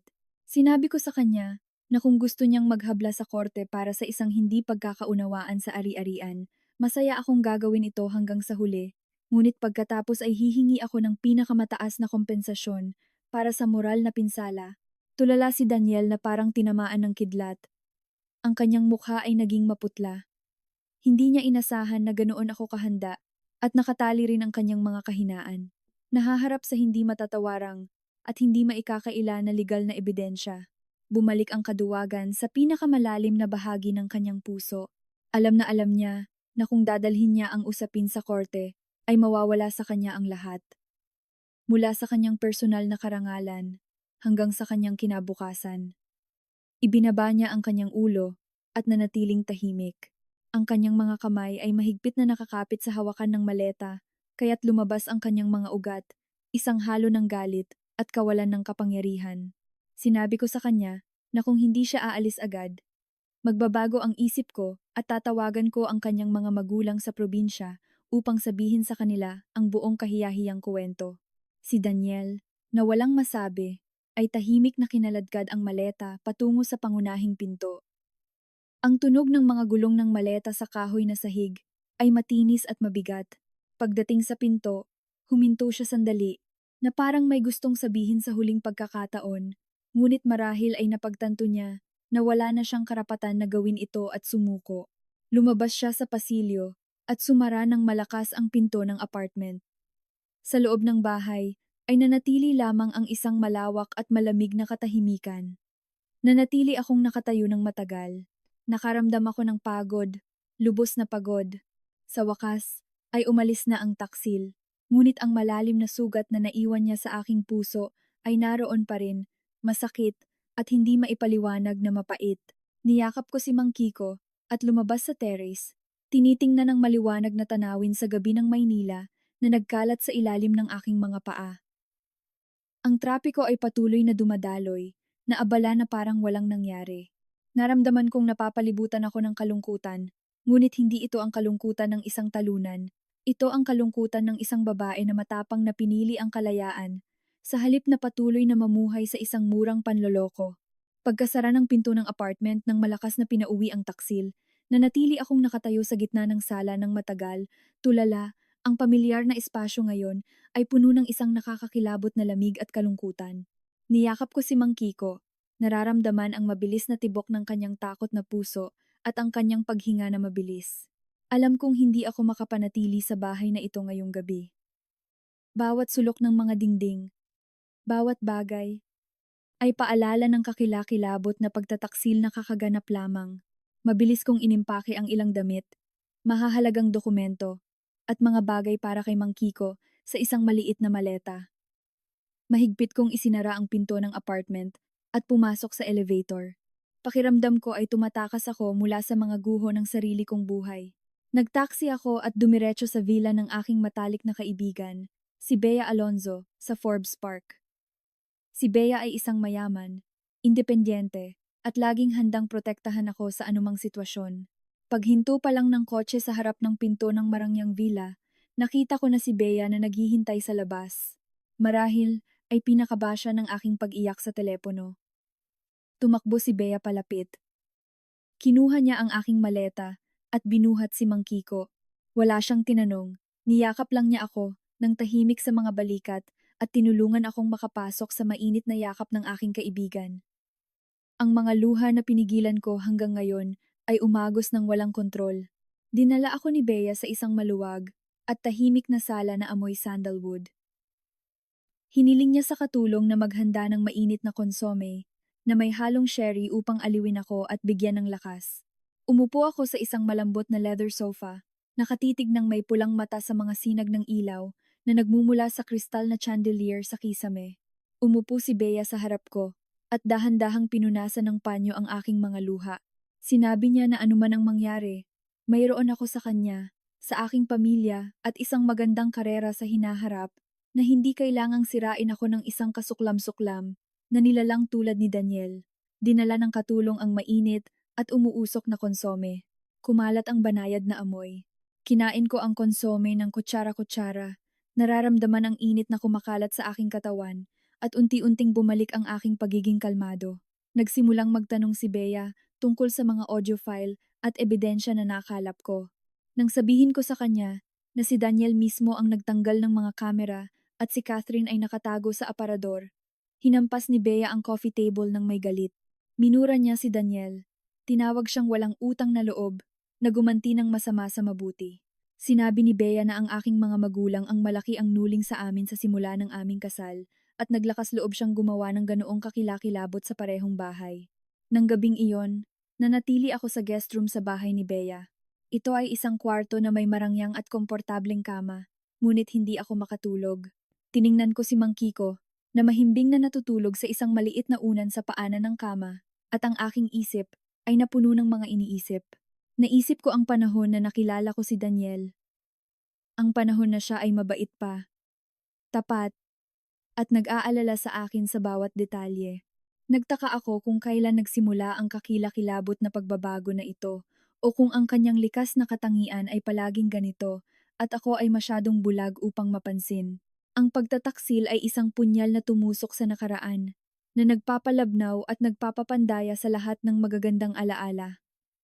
Kinabukasan, nagising ako sa nakasisilaw na sikat ng araw na pumapasok sa bintana ng sala. Naghanda si Bea ng masaganang almusal na may torta de patatas at orange juice. Sinabi niya sa akin na tumawag siya sa isang prestihiyosong abogado, isang dating kasamahan sa universidad, upang mag-schedule ng appointment ngayong hapon. Sinabi ni Bea na kailangan kong maging matatag upang mabawi ang lahat ng akin at hindi ko dapat hayaang kunin ng taksil na iyon kahit €1. Sa pagkakita ng determinasyon sa mga mata ng aking kaibigan, naramdaman ko na isang bagong lakas ang sumisibol sa aking puso. Hindi na ako isang mahina at niloko na babae. Kailangan kong maging isang mandirigma upang protektahan ang aking sariling dangal at kinabukasan. Pagkatapos ng 2 araw sa bahay ni Bea upang makabawi, nagpasya akong bumalik sa aking apartment sa Makati upang magsagawa ng masusing paglilinis. Nakipag-ugnayan ako sa pinakapropesyonal na industrial cleaning team sa lugar upang asikasuhin ang aking tirahan. Hiniling ko sa kanila na dalhin ang lahat ng kanilang kagamitan, ozone purifiers, industrial vacuum cleaners, at propesyonal na panlinis. Pagpasok namin ni Bea sa apartment, ang nakakasulasok at bulgar na amoy ng lili ng ikatlong tao ay humina pa rin sa hangin na nagdudulot sa akin ng kilabot at pagkasuklam.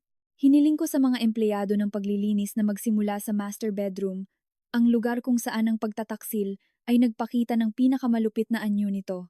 Nagsimula ang mga manggagawa ng may kahanga-hangang propesyonalismo. Hiniling ko sa kanila na tanggalin ang lahat ng kumot, punda ng unan, at ang malaking kutson. Lahat ng nadungisan ng presensya ng ibang tao. Para sa akin, ang mga bagay na iyon ay hindi iba, kundi isang pugad ng mga mikrobyo ng kasinungalingan. Sinabi ko sa kanila na ilagay ang lahat sa malalaking sako at dalhin ito ng direkta sa basurahan ng gusali nang walang pag-aalinlangan. Tiningnan ko ang walang laman na kwarto at nang makita kung paano nila kinukuha ang huling material na bakas ni Daniel at Catherine, nakaramdam ako ng kakaibang ginhawa. Hiniling ko sa kanila na linisin ang bawat sulok ng aparador kung saan si Catherine ay nakatago sa kahihiyan. Habang nasa kwarto ang mga manggagawa, kami ni Bea ay naglinis ng sala at kusina. Kinuha ko ang lahat ng gamit na pang mag-asawa, sipilyo, tuwalya, at ang mga magkasamang litrato na naiwan sa mga drawer. Hindi ko agad itinapon. Inilagay ko ang lahat sa isang malaking kahon upang ipadala sa ina ni Daniel sa kanilang probinsya. Bilang isang opisyal na abiso ng paghihiwalay na ito, tinanggal ko rin ang lahat ng retrato ni Daniel na nakasabit sa pasilyo. Sa halip, nanatili lamang ang mga walang laman at tahimik na espasyo, naghihintay na mapuno ng bagong kagalakan. Unti-unting bumalik sa dati ang bahay, na nag-alis ng balat ng huwad na kaligayahan na matagal nang bumabalot dito. Hiniling ko sa pangkat ng paglilinis na pagkatapos ng paglilinis, pabanggawin ang buong bahay gamit ang essential oils ng cinnamon at lemongrass. Ang mainit at nakakapreskong aroma ng kalikasan ay unti-unting pumalit sa nakasusulasok na artipisyal na amoy ng lili. Ang sahig na kahoy ay pinakintab hanggang sa kumislap at ang mga bintana ay naging malinis na nagpapapasok ng sikat ng araw sa hapon nang mas nakasisilaw kaysa dati. Si Bea sa tabi ko ay tumulong sa akin na palamutihan ang sala ng iba't ibang florera ng sariwang mirasol. Sinabi niya sa akin na ngayon ang bahay ay talagang may aking hininga, isang puro at masiglang aura. Ngumiti ako. Isang ngiti na nababalutan pa rin ng kalungkutan, ngunit puno ng determinasyon na magsimulang muli pagkatapos ng paglilinis ng espasyo. Ang susunod kong ginawa ay nakipag-ugnayan sa isang locksmith upang palitan ang lahat ng security system. Hiniling kong magkabit ng pinakabagong German-made intelligent electronic lock na may facial at fingerprint recognition. Hiniling ko rin sa management ng gusali na i-deactivate ang lahat ng password at access card na ginamit ni Daniel. Ang locksmith ay nagtrabaho ng buong sipag at ang maliit na tunog ng drill sa tahimik na tanghali ay parang tunog ng muling pagsilang. Pagkabit ng bagong lock, inirehistro ko ang aking fingerprint at bilang huling paraan, ang kay Bea. Tiningnan ko ang bago at kumikinang na lock sa pintong oak at nangako sa sarili ko na mula ngayon, walang taksil ang makakapasok muli sa aking pribadong mundo. Nang hapong iyon, kami ni Bea ay nagpunta sa isang luxury furniture center sa Makati upang bilhin ang lahat ng kailangan para sa kwarto. Pinili ko ang isang set ng kumot at punda na may kalmadong kulay asul na langit, isang komportableng latex mattress, at ilang minimalistang dekorasyon na palagi kong gusto. Ang pagpili ng bawat bagong bagay na ako mismo ang gumawa ay nagparamdam sa akin na ako talaga ang may-ari ng aking buhay, na hindi ko na kailangang umangkop o sumuko sa panlasa ng ibang tao. Nang gabing iyon, nakahiga sa aking bagong kama na amoy sandalwood at cinnamon oil, nakaramdam ako ng ganap na kapayapaan. Alam kong ang daan upang mabawi ang aking sarili ay magiging mahirap pa rin, ngunit kahit papaano, mayroon akong isang tunay na malinis at ligtas na kanlungan upang magsimula. Sa hapon ng ikatlong araw pagkatapos ng insidente, dinala ako ni Bea sa opisina ng abogado, si Attorney Jose Manalo. Matatagpuan sa pinakamataas na palapag ng isang marangyang gusali sa Ayala Avenue. Ang opisina ay dinisenyo ng napaka-propesyonal, na may mga tambak ng maayos na dokumento at isang banayad na amoy ng papel. Si Attorney Manalo ay bumati sa amin ng isang kalmadong ngiti, ngunit sa kanyang tingin ay nakikita ang talino ng isang taong matagal nang nakikipaglaban sa korte. Inimbitahan niya kami na umupo sa isang malaking meeting table na may tanawin ng Ayala Avenue sa isang maaraw na hapon. Pagkaupo pa lang, inilagay ko sa mesa ang bag ni Catherine at ang smartphone na may video ng pag-amin ni Daniel. Ipinaliwanag ko kay Attorney Manalo ang buong kwento, mula nang matuklasan ko na patay ang mga kamera hanggang sa mahuli ko sila sa akto sa kwarto. Si Attorney Manalo ay nakinig ng mabuti. Paminsan-minsan ay nagsusulat sa isang itim na leather na notebook. Nang sabihin ko sa kanya na humihingi si Daniel ng kalahati ng bahay at ibalik sa kanya ang interes sa bangko ng nakaraang 2 taon, bahagyang ngumiti si Attorney Manalo. Ipinaliwanag niya sa akin na ayon sa Civil Code ng Pilipinas, ang bahay ay itinuturing na aking legal na ari-arian dahil nabili ito bago pa ang kasal, gamit ang aking personal na pondo at ang suporta ng aking mga magulang. Ang kontribusyon ni Daniel ng bahagi ng kanyang suweldo para sa buwan ng bayad ng interes ay itinuturing lamang na bahagi ng mga gastusin ng magkasamang buhay ng pamilya. Nagsimulang suriin ng mas malalim ni Attorney Manalo ang halaga ng video ng pagre-record. Sinabi niya na ito ay isang hindi matatawarang at hindi maikakaila na ebidensya na nagpapatunay ng sadyang pagkakasala ni Daniel sa pagkasira ng kasal. Pinayuhan niya akong agad na magsampa ng unilateral divorce petition upang manguna. Ginabayan din niya ako kung paano ko kolektahin ang mga bank statement upang patunayan ang pinagmulan ng mga pondo para sa pagbili ng bahay at ang mga hindi tamang gastusin na ginawa ni Daniel gamit ang karaniwang pondo ng kasal upang bumili ng mga regalo sa kanyang kabit. Si attorney, naniwala si Manalo na dahil sa kanyang karanasan ay mapapanatili ko ang buong pagmamay-ari ng bahay nang hindi na kailangang bayaran si Daniel ng anumang pera. Habang nagbabanta siya sa akin, ang tiwala at profesionalismo ni Attorney Manalo ay lubos na nagpagaan ng aking puso. Naramdaman ko na hindi na ako isang kaawa-awang biktima, kundi isang humihingi ng hustisya sa batas. Ginugol namin ang mahigit 3 oras sa pagbalangkas ng petisyon at listahan ng mga kinakailangang ebidensya. Hinikayat ako ni Attorney Manalo na manatiling madalas na makipag-ugnayan at huwag makipag-areglo ng mag-isa, ni huwag makipag-ugnayan ng personal kay Daniel upang maiwasan niya na manipulahin ang aking emosyon gamit ang mga madamdaming salita. Nangako ako na ang aking pasensya sa taksil ay ganap ng naubos at gagawin ko ito hanggang sa huli sa prosesong ito. Pagkalabas sa opisina ng abogado, tumabi ako kay Bea. Pinagmamasdan ng mga taong nagmamadali sa Plaza Dilaw. Nagsisimulang bumukas ang mga ilaw ng lungsod na nagre-reflect sa mga fountain at lumilikha ng isang mahiwagang tanawin. Nakaramdam ako ng kakaibang kapayapaan nang malaman kong mayroon akong matatag na proteksyon ng batas at ang walang pasubaling suporta ng aking mga tunay na kaibigan. Sinabi sa akin ni Bea na ngayong gabi ay kakain kami ng seafood, ang paborito kong pagkain, para sa lakas. Tiningnan ko ang sarili ko sa salamin ng mga salamin ng isang skyscraper at nakita si Angel Locsin, isang malakas at marangal na babae na unti-unting bumabangon mula sa mga labi ng pagtataksil. Nang gabing iyon, nakaupo sa isang restaurant sa tabi ng Pasig River. Nag-toast kami ni Bea ng mga baso ng pulang alak upang ipagdiwang ang magandang simula ng aking paglalakbay patungo sa kalayaan. Hindi na ako masyadong nagkwento tungkol kay Daniel o sa sakit ng nakaraan. Sa halip, pinag-usapan namin ang aking mga plano sa trabaho at mga susunod na malalayong paglalakbay. Naisip ko na napakaraming magandang bagay na dapat tuklasin sa mundong ito at hindi ko dapat hayaang malunod ang sarili ko sa dilim ng nakaraan. Gagawin ng batas ang hustisya at ipaglalaban ko ang aking sariling karapatan na maging masaya. Bukas ay isang bagong araw at handa akong harapin ang lahat ng mga hamon na darating ng may ganap na bagong pag-iisip. Pagkatapos umalis si Daniel sa bahay, pumasok ang aking buhay sa isang bagong yugto kahit na binlock ko ang kanyang pangunahing numero. Nagpatuloy si Daniel sa pagtawag sa akin ng 10-10 beses sa isang araw mula sa mga nakatagong numero. Sa simula, sinagot ko ang ilang tawag ng hindi sinasadya para lang marinig ang kanyang garalgal na boses na may halong tabako at alak.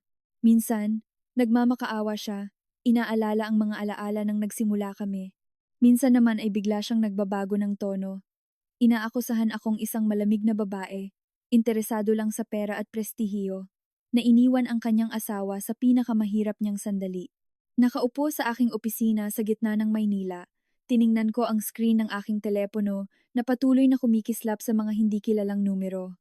Lalong lumaki ang pagkasuklam sa loob ko nang mapagtanto ko na hindi talaga nagsisisi si Daniel, kundi sinisikap niya akong pahirapan sa isip. Nagpadala pa siya sa akin ng mahabang mensahe sa messaging app ng trabaho na nagbabanta na pupunta sa aking kumpanya at gagawa ng iskandalo kung hindi ako papayag na makipagkita sa kanya ng personal sa huling pagkakataon. Naramdaman ko ang matinding pagkamakasarili ng lalaking ito. Wala siyang pakialam kung paano makakaapekto ang kanyang presensya sa aking reputasyon at trabaho. Gusto lang niyang makamit ang kanyang makasariling layunin, na makuha ang isang ari-arian na wala siyang kontribusyon. Madalas dumaan si Bea sa opisina upang dalhin sa akin ang tanghalian at paalalahanan ako na huwag masyadong mag-alala sa mga panlilinlang ni Daniel.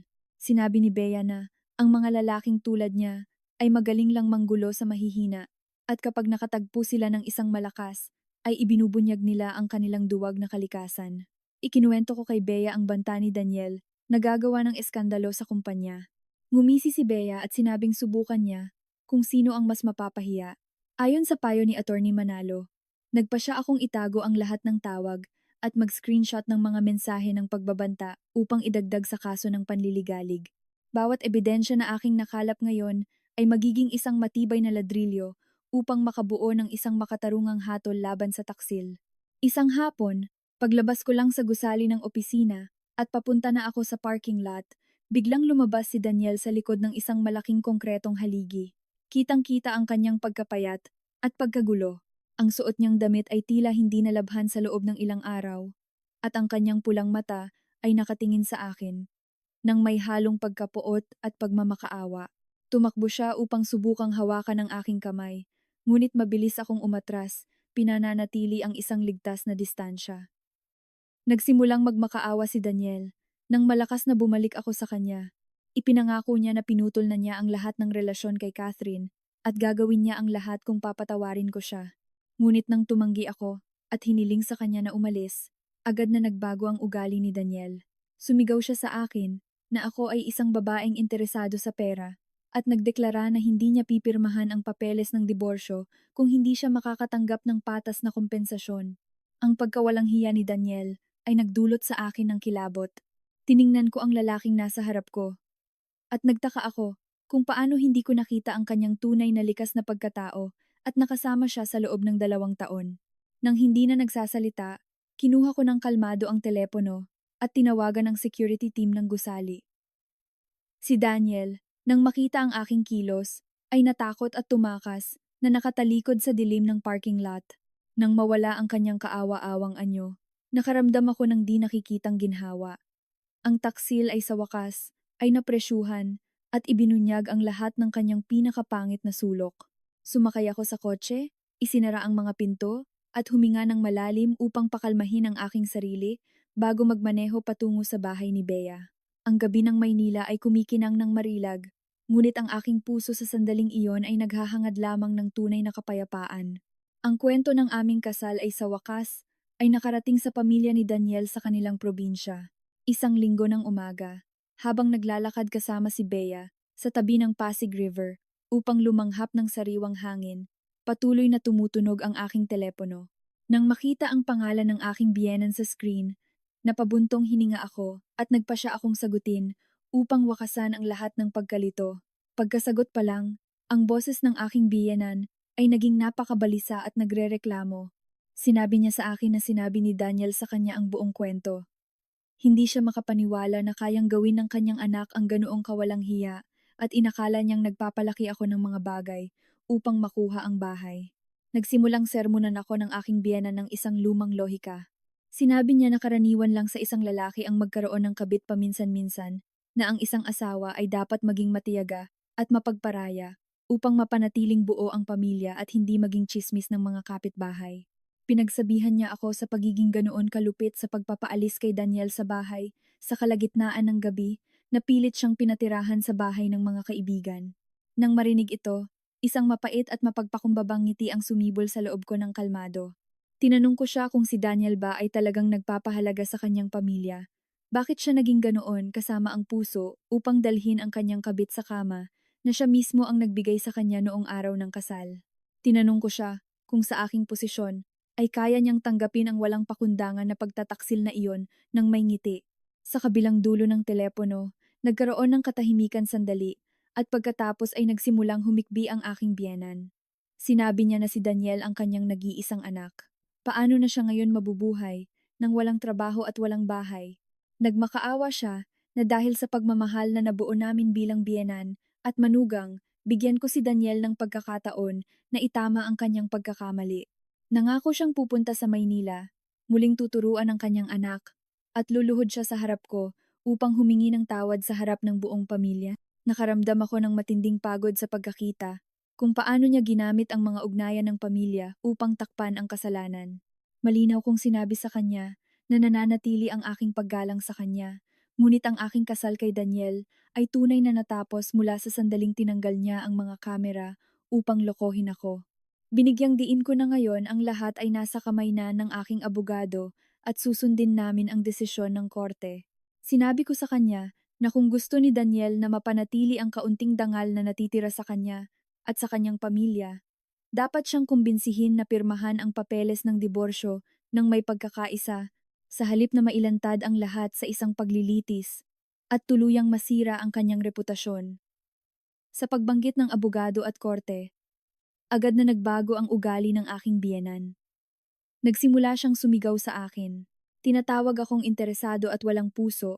Idineklara niya na hindi papayagan ng pamilya na makamit ko ang aking gusto ng ganoon kadali nang lumala ang kanyang mga insulto.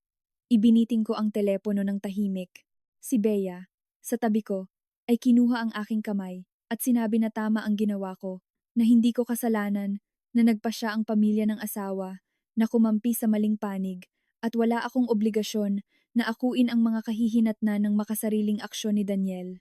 Pagkatapos kong sabihin ang lahat ng kailangan kong sabihin, nakaramdam ako ng malaking ginhawa. Ang pagpapaubaya ay hindi kailanman katumbas ng kahinaan. Niyakap ko si Mang Kiko, tiningnan ang tahimik na tubig ng Pasig River, at sinabi sa sarili ko na kailangan kong maging tunay na malakas upang malampasan ang mga huling balakid na ito. Isang bagong buhay ang naghihintay sa akin at wala nang lugar dito para sa mga kasinungalingan o pagkamakasarili na nagkukubli bilang pamilya. Ang pagbabalik sa trabaho, ang pinakamabisang gamot para sa aking kaluluwa. Ang aking boss, isang malakas at sensitibong babae, ay walang itinatanong tungkol sa aking personal na buhay at, sa halip, ay inatasan ako ng isang napakahalagang proyekto ng restructuring ng sistema ng distribusyon ng kumpanya. Ito ang pinakamalaking proyekto na pinamunuan ko hanggang ngayon at nangangailangan ng matinding konsentrasyon at matalas na kakayahan sa paggawa ng desisyon. Lubos akong nagtrabaho, nang may bagong sigla, inilaan ang karamihan ng araw sa pagsasaliksik ng data sa merkado, pakikipagpulong sa mga estratehikong partner, at pagbuo ng mga bagong plano sa operasyon. Ang pakiramdam ng pagiging bihasa sa mga numero at estratehiya ay nagpabalik sa akin ng tiwala na palagi kong taglay. Naisip ko na ang aking halaga ay hindi nakasalalay sa isang matagumpay o bigong kasal, kundi sa kakayahan at kasanayan na aking pinagsikapan sa loob ng maraming taon. Nagsimulang muling makita ng aking mga kasamahan sa mga pulong ang Angel Locsin na determinado, matalas at puno ng enerhiya. Hindi na ako mukhang malungkot o may pagod na mga mata dahil sa nakakagambalang tawag ni Daniel. Sa halip, palagi akong nagpapakita na may pinakamalinis na hitsura at pinakapropesyonal na ugali na nakakakuha ng paggalang ng lahat. Madalas dumalaw si Bea sa opisina at nagpapadala ng mga pumpon ng sariwang mirasol, isang simbolo ng lakas at ng palaging nakatingin sa liwanag. Sinabi niya na mayroon akong espesyal na alindog kapag nagtatrabaho, na ito ang ganda ng kalayaan at pagiging malaya. Ngumiti ako kay Bea. Kailangan kong pasalamatan ang pagtataksil ni Daniel. Salamat sa kanya. Napagtanto ko na matagal na akong nakakalimutan ang aking sarili sa ilalim ng anino ng ibang tao. Napakabilis na umunlad ang proyekto. Ang aking makabagong ideya sa paggamit ng Smart Warehouse Management Technology ay nakatulong sa kumpanya na makatipid ng milyon-milyong euro sa operational costs sa unang buwan pa lang ng pagsubok. Ang matagumpay na tagumpay ng bagong proyekto ay naghatid sa akin ng desisyon na ipromote ako bilang Regional Strategy Director ng grupo. Ito ay isang mahalagang pag-unlad sa aking karera na matagal ko nang pinangarap. Ang seremonya ng pagtalaga ay simple, ngunit napaka-solemne. Sa paghawak ng aking bagong business card sa aking kamay, nakaramdam ako ng matinding emosyon. Talagang nakatayo ako sa sarili kong mga paa. Nalampasan ko ang pinakamahirap na bagyo sa aking buhay at nakamit ko ang bagong taas. Ang mapagbigay na bonus na natanggap ko para sa proyekto ay nakatulong din sa akin na maagang bayaran ang utang na mayroon ako sa aking mga magulang para sa tulong na ibinigay nila sa akin para sa pagbili ng bahay. Isang hapon, nakaupo ako mag-isa sa aking opisina, tinitingnan ang maliwanag na urban landscape ng Maynila. Bigla akong nakaramdam ng kakaibang kapayapaan sa aking puso. Ang nakaraan kasama si Daniel at ang pagtataksil ay isa na lamang mamahaling aral na matagumpay kong nalampasan. Nilinis ko ang aking tirahan. Hinarap ang mga problema sa batas at ngayon ay ako na ang may-ari ng aking karera. Alam kong mayroong pang mas maraming hamon sa hinaharap, ngunit handa akong harapin ang lahat ng ito nang may kaisipan ng isang nananalo. Kinuha ko ang aking smartphone at nagpadala ng mensahe kay Bea para maghapunan ngayong gabi at ipagdiwang ang tagumpay na ito. Ang buhay ni Angel Locsin ay nagsisimula pa lamang sa pinakamakinang na kabanata nito. Isang kabanata kung saan ako mismo ang kapitan ng barko ng aking kapalaran. Nang katapusan ng linggo na iyon, nagpasya akong maglakbay na matagal ko nang pinaplano, bisitahin ang bahay ng aking mga magulang sa Bicol, kasama ang aking alagang mangkiko, habang naglalakbay sa bus sa highway, tinitingnan ang luntiang bukid na nakalatag sa magkabilang gilid ng kalsada. Ang aking puso ay nakaramdam ng kakaibang kapayapaan. Ang makapal na amoy ng lupa at damo, at ang tuyong araw na katangian ng rehiyon, ay tila humahaplos sa mga sariwang sugat pa rin ng aking puso.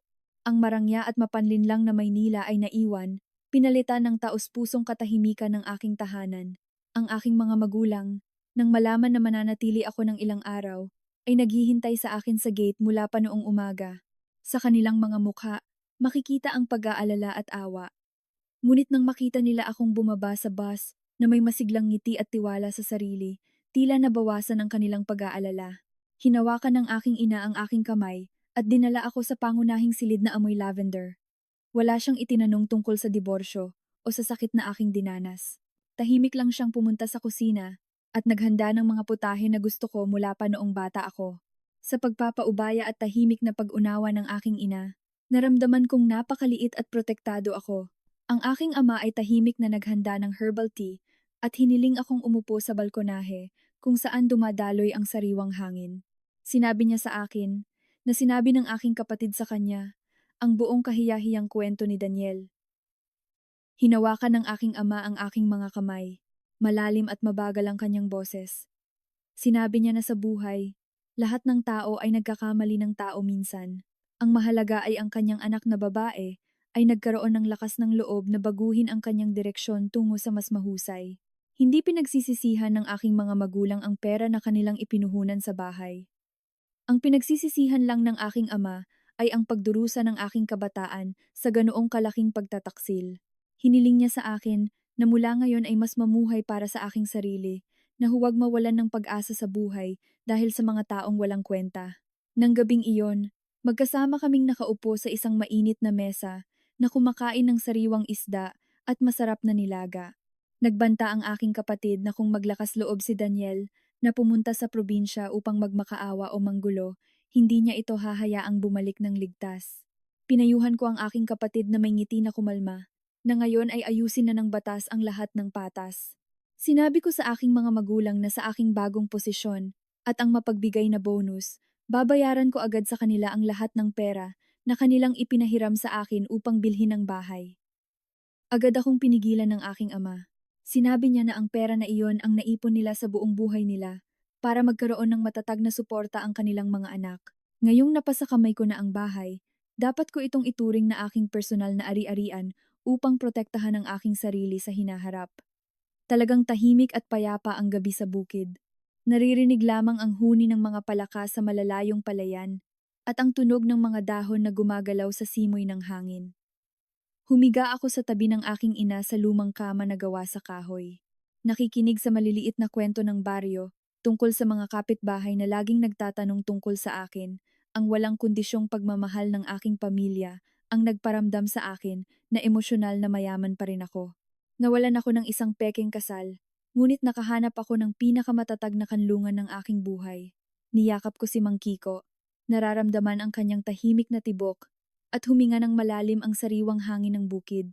Alam kong pagbalik ko sa lungsod kinabukasan ay magiging mas malakas ako upang harapin ang mga huling hamon. 2 linggo pagkatapos ng aking pagbisita sa bahay, opisyal na ginanap ang unang pagdinig sa pagpapagkasundo sa Family Court ng Maynila. Ayon sa abiso ng hukom, dumalo ako kasama si Attorney Manalo nang may napakalalim at tiyak na pag-uugali. Sa kabaligtaran, lumitaw si Daniel kasama ang kanyang ina at isang medyo pangkaraniwang legal advisor. Pagkakita sa akin na pumasok sa silid, agad na binago ni Daniel ang kanyang pagiging pagalit tungo sa pagmamakaawa. Tumakbo siya upang subukang hawakan ang aking kamay at nagsimulang magsalita ng isang mahusay na inensayong talumpati ng paghingi ng tawad.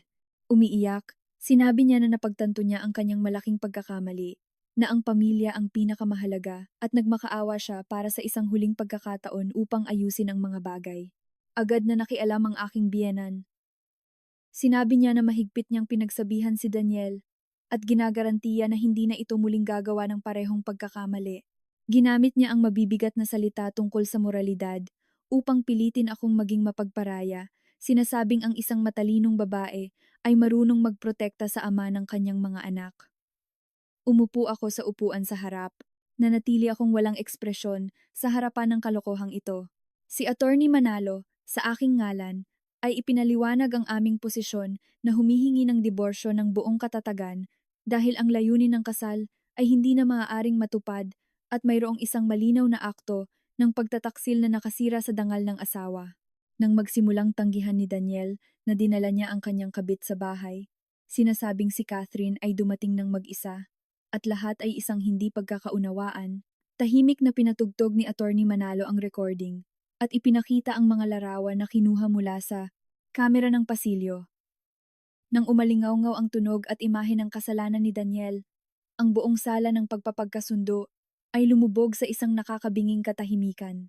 Namutla ang mukha ni Daniel at ang kanyang nanginginig na mga labi ay hindi makapagsalita ng anumang palusot. Ibinaba ng aking biyenan ang kanyang ulo sa kahihiyan. Mariin na tiningnan ng mediation judge si Daniel at sinabing malinaw at hindi matatawaran ang mga ebidensya. Binigyang diin ng hukom na ang paghingi ni Daniel ng hati sa bahay ay walang anumang basehan sa batas dahil malinaw na napatunayan ang pinagmulan ng ari-arian at siya ang may kasalanan sa pagkasira ng kasal. Pinayuhan ng hukom si Daniel na kung gusto niyang mapanatili ang kaunting dangal na natitira sa kanya at sa kanyang pamilya, pinakamabuti ay pirmahan niya ang papeles ng diborsyo nang may kasunduan. Gayunpaman, sa kabila ng pagharap sa hustisya, hindi nagbago ang kasakiman ni Daniel. Patuloy siyang nagdeklara ng matigas na hindi niya pipirmahan ang mga papeles kung hindi ko siya bibigyan ng 300,000 euro bilang kompensasyon para sa kanyang kontribusyon sa pagbabayad ng mortgage sa loob ng 2 taon at para sa halaga ng kanyang kabataan. Sa kabila ng katotohanan na ang halagang kanyang ginugol ay hindi umabot sa 1/10 ng numerong iyon. Tiningnan ko si Daniel ng diretso sa mata at may matatag na tinig. Sinabi ko sa kanya na ubos na talaga ang aking pasensya. Sinabi ko sa kanya na alalahanin ang sandaling tinanggal niya ang mga kamera, ang kahihiyan ni Catherine na nakatago sa aparador. Idineklara ko na hindi ko siya bibigyan ng kahit 1 sentimo, higit pa sa itinakda ng batas. Binalaan ko si Daniel na kung gusto pa niyang pahabain ang prosesong ito nang hindi kinakailangan, ilalabas ko ang recording ng kanyang pag-amin sa social media at direktang ipapadala ito sa Human Resources Department ng grupo kung saan siya nagtatangkang makahanap ng bagong trabaho. Si Daniel, nang makita ang malamig na determinasyon sa aking mga mata, ay nanginginig. Naisip niya na hindi na ako ang mahina at madaling manipulahin na asawa noon. Natapos ang pagpapagkasundo nang walang kasunduan dahil sa katigasan ng ulo ni Daniel, ngunit alam kong panalo ako. Pagkalabas sa korte, huminga ako ng malalim. Naramdaman kong ang bawat isa sa aking mga yapak ay puno ng kalayaan at tiwala. Ang legal na labanan na ito ay maaaring tumagal ng kaunti pa, ngunit handa ako para sa lahat. Pagkabigo ng pagpapagkasundo, mabilis na kumalat ang tsismis na si Daniel ay nahuli sa akto ng pagtataksil ng kanyang asawa sa kanilang sariling bahay, sa kanyang propesyonal na bilog, at sa komunidad ng mga kapitbahay ng gusali. Si Catherine ay opisyal na pinatalsik sa kumpanya dahil sa matinding kawalan ng etika sa propesyon at sa pagkasira ng imahe ng grupo.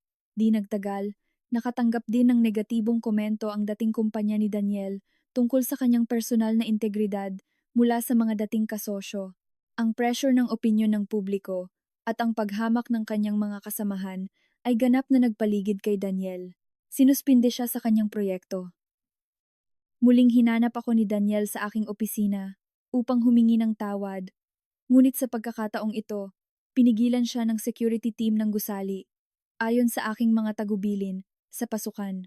Nang ipaalam sa akin ng aking sekretarya na sumisigaw siya sa labas ng pinto, bahagya lang akong ngumiti at nanatili akong nakatuon sa ulat ng estratehiya na nasa aking desk. Ang taksil ngayon ay tinikman ang mapait na bunga na lumago mula sa binhi ng panlilinlang na siya mismo ang nagtanim. Nalaman ko mula kay Bea na pinutol ni Catherine ang lahat ng koneksyon kay Daniel agad pagkatapos ng kanyang pagpapaalis. Sinasabi pa nga na sinisi niya si Daniel sa lahat upang makakuha ng isa pang trabaho sa ibang lungsod. Ang kasalanan na alyansa na binuo sa kasinungalingan ay mabilis na gumuho sa sandaling nanganganib ang personal na interes. Tinawagan ako ng aking biyenan ng ilang beses pa, ngunit sa pagkakataong ito ang kanyang boses ay hindi na malakas at sermon-like gaya ng dati, kundi mahina at nagmamakaawa. Sinabi niya sa akin na si Daniel ay nakakulong sa isang maliit na studio, hindi kumakain o umiinom at tila ganap na sirang-sira ang isip. Sinisi niya ako sa pagiging napakalupit at sa pagdadala sa kanyang anak sa isang dead end. Kalmado kong sinagot na ang bawat matanda ay dapat magtaglay ng ganap na responsibilidad para sa kanilang mga aksyon at pagpili. Binigyan ko si Daniel ng pagkakataon na umalis ng may dignidad, ngunit pinili niya ang kasakiman at pagtataksil sa pakikitungo sa akin. Hiniling ko sa kanya na igalang ang aking privacy at huwag akong gambalain pa sa telepono. Ang aking trabaho ay lumalago ng maayos sa patuloy na tagumpay ng proyekto ng restructuring. Natanggap ko ang aking unang sahod at bonus bilang Regional Strategy Director, isang halaga na pinapangarap ng maraming tao. Ang unang ginawa ko pagkatapos matanggap ang pera ay magpadala ng malaking halaga sa aking mga magulang upang bayaran ang lumang utang. Sa simula ay lubos silang tumanggi, ngunit kinumbinsi ko sila na ito ang aking pagmamalaki bilang anak, na nagpapakita ng aking pasasalamat sa bunga ng aking lehitimong trabaho. Pinalitan ko rin ang lahat ng muebles sa kwarto ng apartment ng mga high-end na produkto na akma sa aking personal na panlasa. Nakatayo sa gitna ng ganap na bagong espasyo, na amoy bagong kahoy. Nakaramdam ako ng ganap na kapayapaan. Ang madilim na nakaraan ng pagtataksil ay talagang lumayo sa isang sulok ng alaala. Pinalitan ng isang maliwanag na hinaharap na malawak na bumubukas sa harap ko. Nagsimula akong maglaan ng mas maraming oras sa sarili ko, mag-ehersisyo ng regular at lumahok sa mga aktibidad ng komunidad. Naisip ko na kapag minamahal ko at pinahahalagahan ang aking sarili, ang mundo sa paligid ko ay nagiging mas maganda at karapat-dapat mabuhay. Si Daniel ay isa na lamang mamahaling aral tungkol sa tiwala, isang lumang kabanata na matatag na sarado. Niyakap ko si Mang Kiko, nararamdaman ang kanyang tahimik na tibok at huminga ng malalim ang sariwang hangin ng Maynila. Alam kong pagdating ng araw, sisimulan ko muli ang isang araw na puno ng enerhiya, handa na lupigin ang pinakamakinang na tuktok ng aking buhay. Ang kwentong ito ay nagpapakita ng tapang ng isang babae na, kahit sa gitna ng matinding sakit ng pagtataksil ng kanyang asawa, ay pinoprotektahan ang kanyang dangal at bumabangon sa sarili niyang mga paa. Ang kwentong ito ay nagtuturo sa atin na ang tunay na kaligayahan ay hindi nakasalalay sa iba, kundi nakakamit kapag binubuo natin ang ating sariling buhay ng may sariling kakayahan. Ipinapakita rin ito sa atin ang kahalagahan ng makatuwirang pagpapasya at masusing paghahanda sa panahon ng krisis. Ang mga piraso ng kahapon ay naging pundasyon ng isang mas malakas na bukas, na nagpapatunay na mula sa pinakamalaking pagsubok ay maaaring sumibol ang pinakamakinang na kalayaan.